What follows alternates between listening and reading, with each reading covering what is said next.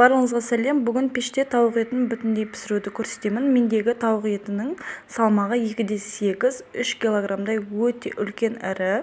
Оған кептірілген сарымсақ, куркума және карри, тұз қосып барлығын араластырып осылай приправа дайындап алдым.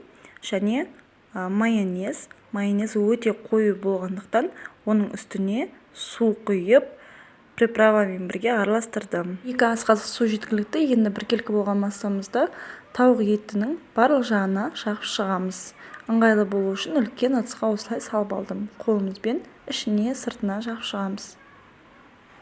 Достар, егер сіздер менің каналыма бірінші рет кіріп отырған болсаңыздар, менің каналыма тіркеліп, лайк басып, қоңыраушаны басып қойыңыздар. Сол кезде әрбір жаңа видео шыққан кезде сіздерге хабар келіп отырады. Енді маринадтауға кемінде 3 сағатқа алып қоямыз.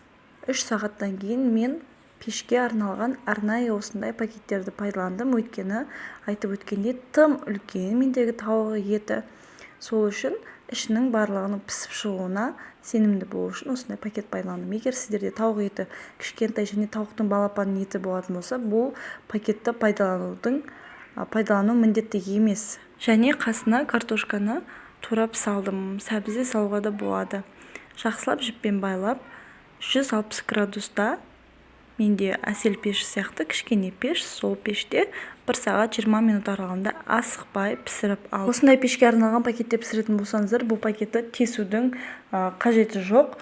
Осы пакеттің ішіндегі ауамен жақсылап пісіп шығады. Және менде төбесі тауықтың еті үлкен болғандықтан осылай пештің спираліне тиіп тұрыпты. Сол үшін кішкене күйіңкіреп пісті, бірақ қатты күймеген. Ол жері тіпті қытырлап керемет болып шықты.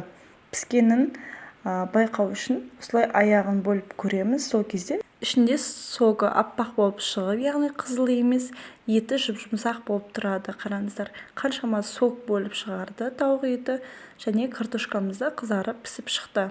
Мерекелік дастарханға қонақтарға осылай ең басты тамақ ретінде ұсынуға болады. Және ішінің піскенін осылай бөліп көрсеттім. Сіздерге осы рецепт ұнаса және осылай дайындайтын болсаңыздар, өз пікірлеріңізді міндетті түрде қалдырып кетіңіздер. Сау болыңыздар.